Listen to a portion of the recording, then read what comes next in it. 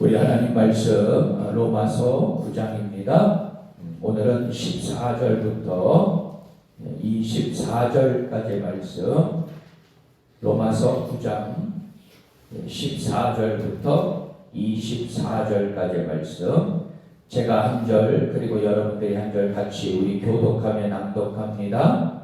그런즉 우리가 무슨 말을 하리요? 하나님께 불의가 있느냐? 그럴 수 없느니라. 모세에게 이르시되 내가 긍휼히 여길 자를 긍휼히 여기고 불쌍히 여길 자를 불쌍히 여기리라 하셨으니, 그런즉 원하는 자로 말미암음도 아니요 다름박질하는 자로 말미암도 아니요 오직 긍휼히 여기시는 하나님으로 말미암음이니라. 성경이 바로에게 이르시되 내가 이 일을 위하여 너를 세웠으니 온 너로 말미암아 내 능력을 보이고 내 이름이 온 땅에 전파되게 하려 함이라 하셨으니, 그런즉 하나님께서 하고자 하시는 자를 긍휼히 여기시고 하고자 하시는 자를 완악하게 하시느니라. 또 내가 내게 말하기를 그러면 하나님이 어찌하여 허물하셨느냐, 누가 그 뜻을 대적하느냐 하리니, 이 사람아 내가 누구이기에 감히 하나님께 반문하느냐? 지음을 받은 물건이 지은 자에게 어찌 나를 이같이 만들었느냐 말하겠느냐? 토기장이가 지는 한 덩어리로 하나는 귀 있을 그릇을 하나는 선이 있을 그릇을 만들 권한이 없느냐? 만일 하나님이 그의 진노를 보이시고 그의 능력을 알게 하고자 하사 멸하기로 준비된 진노의 그릇을 오래 참으심으로 관용하시고, 또한 영광 받기로 예비하신 바 긍휼의 그릇을 대하여 그 영광의 풍성함을 알게 하고자 하셨을지라도 무슨 말을 하리요? 다같이 이 그릇은 우리니 곧 유대인 중에서뿐 아니라 이방인 중에서도 부르신 자니라. 아멘. 할렐루야. 살아계신 우리 주님을 찬양합니다. 하나님의 크신 은혜와 평강이 오늘도 이 새벽을 깨워 하나님을 예배하시는 여러분들 모두에게 함께 하시기를 축원합니다. 오늘도 우리는 말씀 붙잡고 나아갑니다. 또 기도의 강가로 나아갑니다. 은혜의 강가로 나아갑니다. 성령께서 이 예배를 주관해 주시고 또 말씀을 듣는 여러분들의 심령을 붙잡아 주시고 오늘 말씀을 들을 때에 무한대의 열매를 맺게 되는 그런 축복의 이 시간이 되시기를 주님의 이름으로 축원합니다. 오늘도 은혜의 날로 승리의 날로 선포하노라. 아멘. 자, 따라합니다. 하나님을 하나님으로 인정하라. 하나님을 하나님으로 인정하라. 예, 오늘 말씀의 제목입니다. 여러분 혹시 저 밤하늘에 별들이 얼마나 많이 떠 있는 줄 아십니까? 여러분 육안으로 확인할 수 있는 것이 약 1600개라고 합니다. 그리고 천체 물리학자들이 추정하는 것으로 제1은하계에 약 5천억 개, 그리고 제2은하계 5천억 개, 그래서 그런 은하계가 1천억 개가 넘는다고 그래요. 정말 가히 상상할 수 없는 수의 정말 거대한 그런 광활한 우주입니다. 그런데 이 거대한 우주를 창조하시고 운행하시고 인간들을 만드시고 다스리시는 분이 우리 하나님이신 줄 믿습니다. 아멘. 정말 크신 하나님이시죠. 이런 크신 하나님을 우리가 모시고 살고 있는데, 여러분 우리가 이 땅에 살면서 뭐 누가 부자고 뭐 누가 가난하고 뭐 누가 대단하다고 해서 차별하고 있는 것, 여러분 정말 그야말로 개미 발목제기 아니겠습니까? 네? 여러분 개미가 누구 발목이 더 굵으냐? 여러분 그러한 말이죠. 기독교 시인인 유한진 씨의 들꽃 언덕에서라는 시를 보게 되면, 들꽃 언덕에서 깨달았다. 값비싼 화초는 사람이 가꾸고 값 없는 들꽃은 하나님이 키우시는 것을. 그래서 들꽃의 향기는 하늘의 향기인 것을.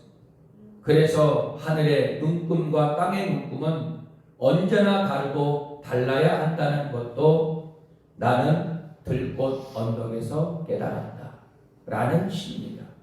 그렇습니다. 여러분, 값비싼 화초는 사람이 가꾸지만 값 없는 들꽃은 하나님이 가꾸시죠.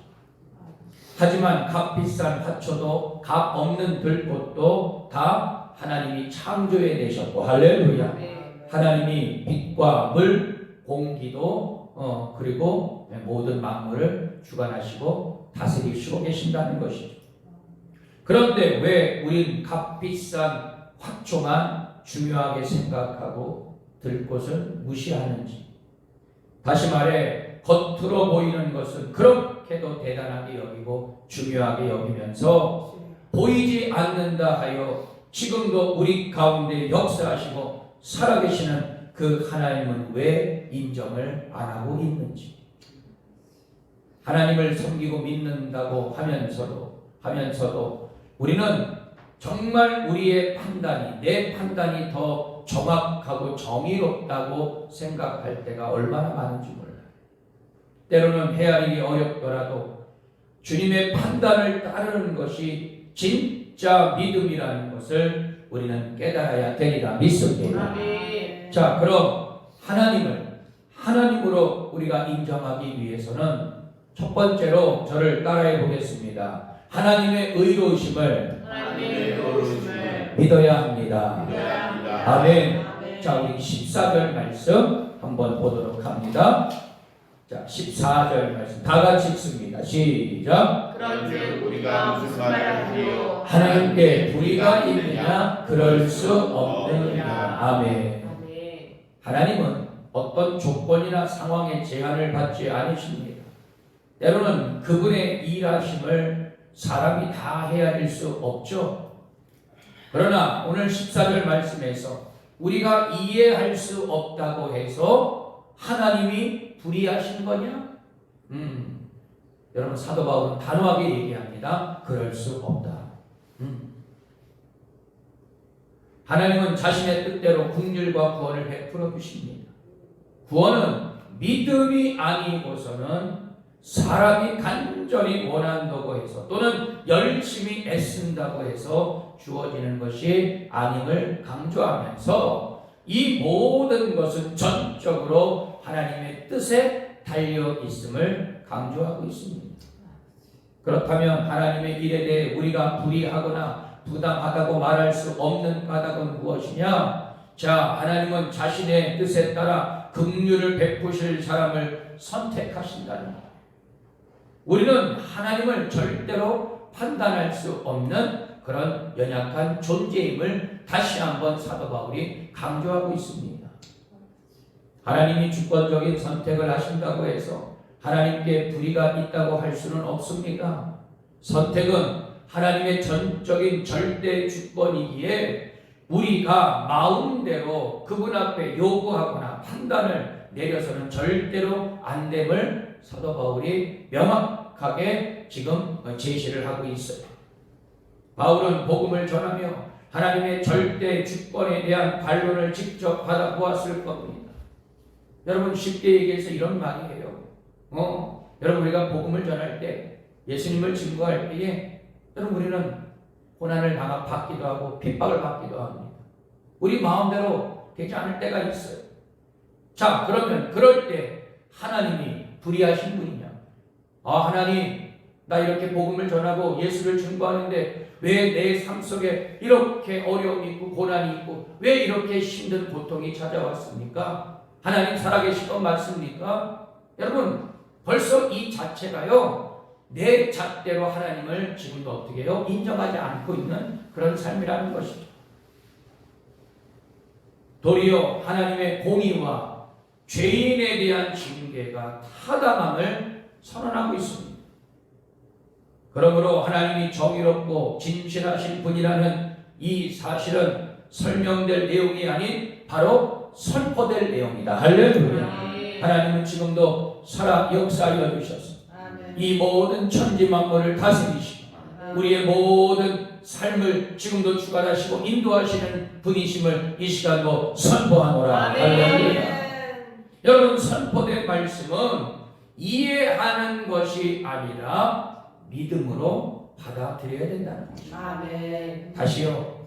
선포된 말씀은 우리의 머리로 이해하는 것이 아니라 여러분 믿음으로 아멘하여 받아들일 수 있게 되기를 축원합니다. 그렇습니다. 여러분, 그리스도인은 오직 하나님이 의로우신 분임을 신뢰해야 되는 것입니다.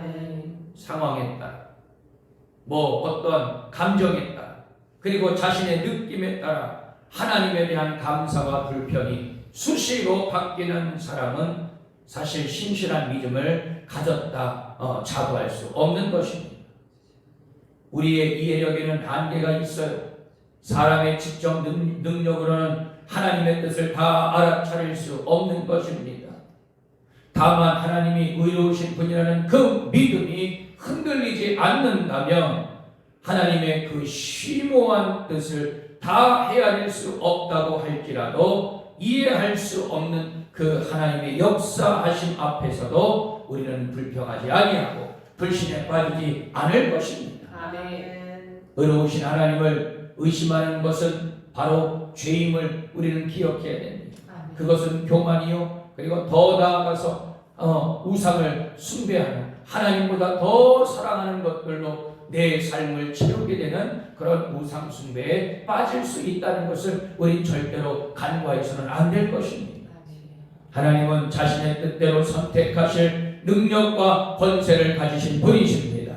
우리가 하나님의 선택 당연하듯 우리가 요구할 수 없음을 알고 날마다 그 의로우신 하나님을 믿고 끝까지 신뢰하며 그분께 쓰임받는 복된 인생들이 되시기를 축원합니다. 자, 두 번째로 따라 한번 해봅니다. 죄에 대해 핑계대지 말고 하나님을 탓하지 않습니다. 아멘. 자, 우리 19절 20절 말씀입니다. 자, 19절 20절 다 같이 읽습니다. 시작. 그런즉 하나님께서 하고자 하시는 자를 긍휼히 여기시고 하고자 하시는 자를 19절 20절 다시 한번 읽습니다. 시작. 혹 내가 내게 말하기를 그러면 하나님이 어찌하여 허물 하시느냐 누가 그 뜻을 대적하느냐 하리니 이 사람아 내가 누구에게 감히 하나님께 방문하느냐 지음을 받은 물건이 지은 자에게 어찌 나를 이같이 만들었느냐 말하겠느냐. 아멘. 여러분, 하나님이 긍휼을 베푸실 자와 완악한 채로 내버려 둘 자를 나누셨다고 해서 우리가 감히 하나님께 불평하거나 방문할 수 없다. 그렇게 사도 바울이 계속 강조를 하고 있어요. 여러분, 죄에 대한 책임은 죄를 지은 당사자에게 있기 때문에 여러분, 우리 하나님은요, 믿음의 성도들이 혹은 이 세상 사람들이 죄를 짓는 것에 대해서 여러분 원하지 않으셔요. 그러나 그 죄도 누가 선택하느냐? 본인들이 선택하는. 하나님은 끊임없이 구원의 문을 열어주시고 긍휼함으로 또 하나님의 은혜로 그들이 다시금 그 하나님께로 돌아오기를 간절히 원하고 계시죠. 절대로 그들이 죄에 노출되거나 죄에 빠지기를 원하고 계신 분이 아니십니다. 하나님이 그를 어떻게 대우하시는지도 전적으로 하나님의 권한에 달려 있는데, 자, 바울은 오늘 20절 말씀에서 비유하기를 물건을 만든 자와 물건의 관계에 빗대어 이를 설명하고 있습니다. 무슨 말입니까? 물건을 만든 사람은 자신이 만든 것을 자신의 뜻대로 처분할 수 있지만 그 물건은 자기 권리를 주장할 수 없다는 사실을 분명히 이야기하고 있습니다. 하나님이 불의하다고 따지는 이들이 여러분 오늘날에 얼마나 많이 있습니까? 그들은 자신의 뜻대로 죄 짓고 잘못했으면서도 징계받는 것에 불만을 가져요. 하나님을 인정하지도 않으면서 구원받지 못하는 것에 대해 항의하려고 합니다. 하나님의 의로움에 대해 반기를 드는 이들에 대해 바울은 탄식하며 뭐라고 얘기합니까? 이 사람아, 내가 누구이기에 감히 하나님께 반문하느냐? 어떻게 하나님을 의심할 수 있겠느냐? 이런 말이에요. 우리 피조물인 인간이 감히 하나님께 따지는 것 매우 개탄스럽다. 여러분, 그런 뜻을 나타내고 있는 것입니다. 여러분, 우리가 착각하는 것은요, 여러분, 우리는 물론 하나님의 형상으로 지음받은 존재임을 우리는 성경을 통해서 또 그런 믿음을 가지고 살아가죠. 그러나 여러분, 우리 절대로 하나님과 동등한 존재가 아니라는 사실을 여러분, 우리는 절대로 잊어서는 안 될 것입니다. 창조주이신 하나님이 피조물을 주관할 권리를 가지는 것, 당연한 것이죠. 하나님께 죄와 형벌의 원인이 있고 자신에게는 아무런 잘못이 없다고 핑계대는 것, 여러분, 매우 어리석은 일일 것입니다. 그렇습니다. 여러분, 사람들은 자신이 저지른 일에 대해서 늘 핑계를 대고 해요. 뭐 이것 때문에 안 됐다, 저것 때문에 못했다. 자신이 실수할 수밖에 없는 이유가 있었노라고 심지어는 자기 합리화까지 하는 경우가 얼마나 많은지 몰라요. 그러나 하나님에 대해서는 의문을 갖고 불평하기를 서슴지 않습니다. 불완전한 인간이 완전하신 하나님의 섭리를 이해하지 못하는 것, 어찌 보면 당연할 수 있어요. 따라서 선악을 판단하시고 보응하시는 분이 하나님이심을 믿지 못하면 우리는요, 영원히 죄에서 벗어날 수 없을 것입니다.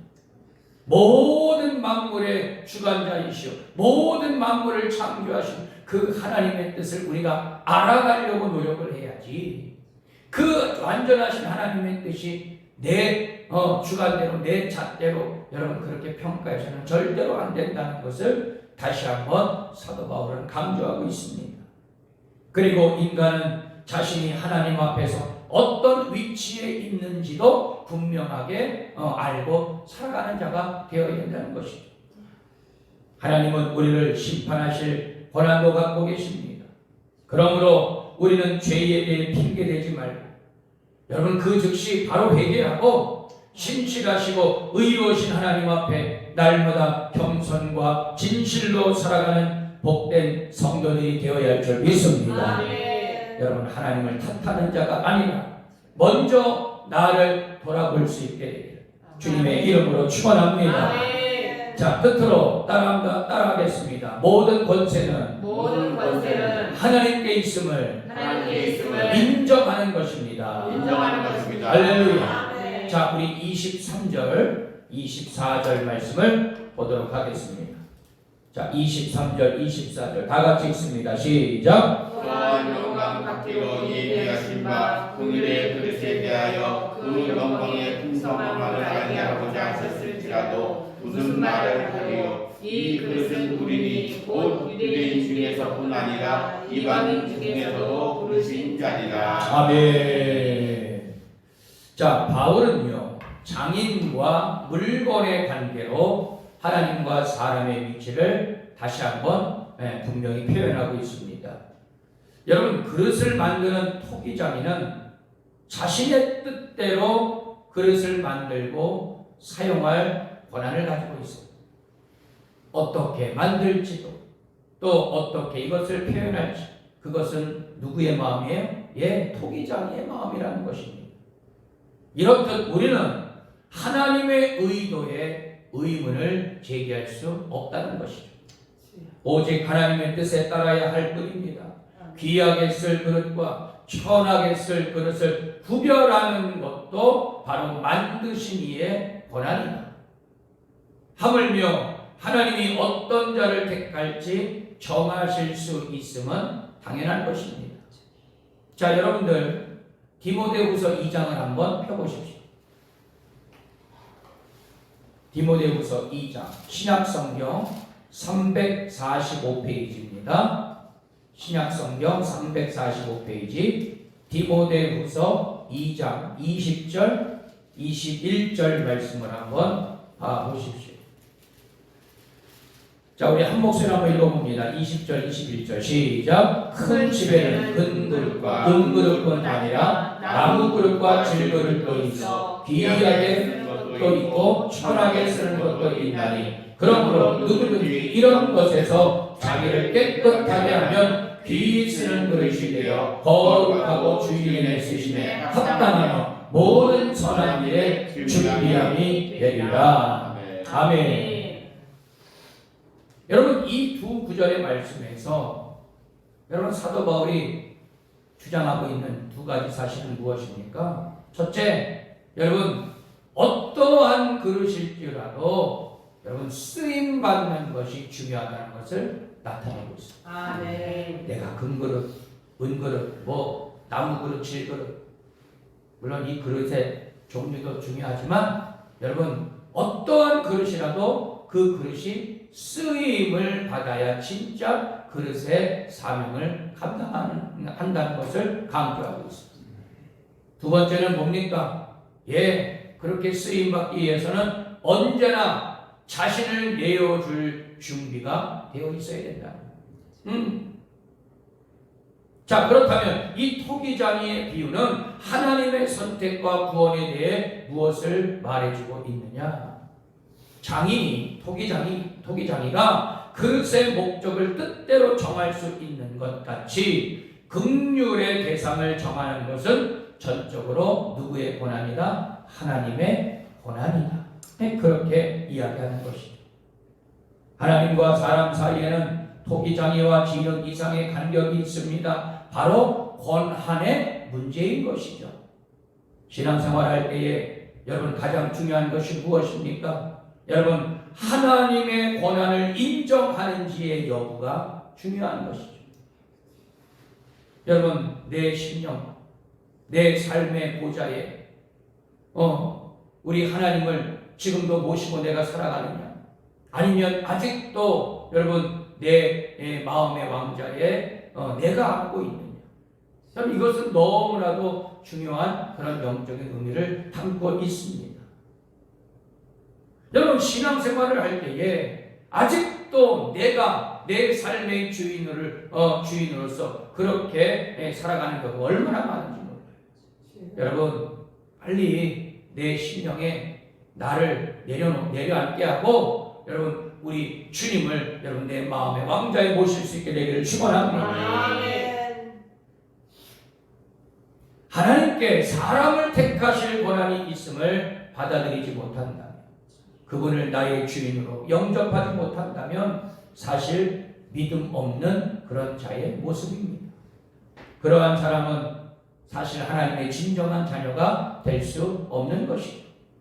어떻게 쓰실지 정하는 일이나 죄를 용서하시고 풍성한 은혜를 누리도록 하시는 일은 전적으로 누구에게 달려있다? 하나님께 달려있다. 할렐루야. 유대인은 이방인을 구원 계획에 포함시키신 하나님의 뜻에 불평하지 말아야 했습니다. 왜입니까? 어느 누구에게도 하나님의 절대 주권을 침해할 권리는 없기 때문이에요.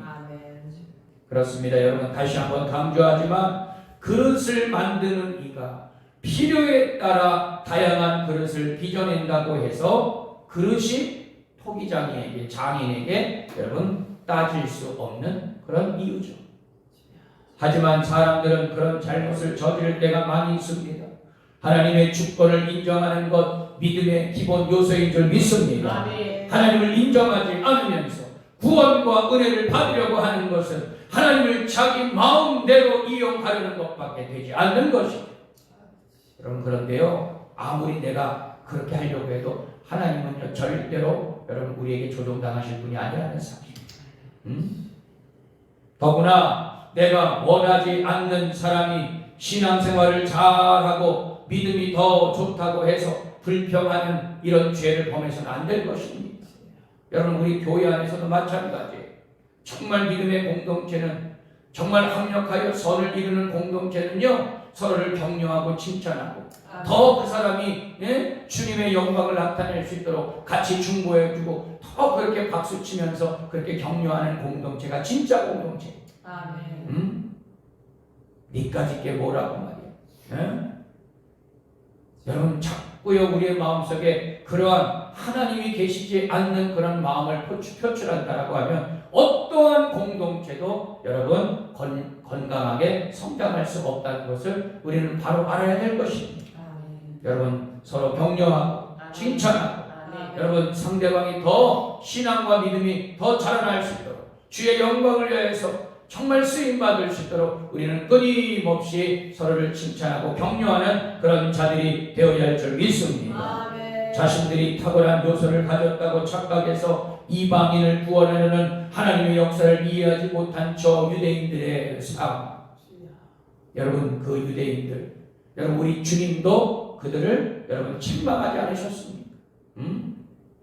여러분 우리는 하나님의 주권을 인정하는 자들이 되어야 할 줄 믿습니다. 구원의 은혜를 누리는 것은 하나님을 믿고 따를 때에야 가능한 것이죠.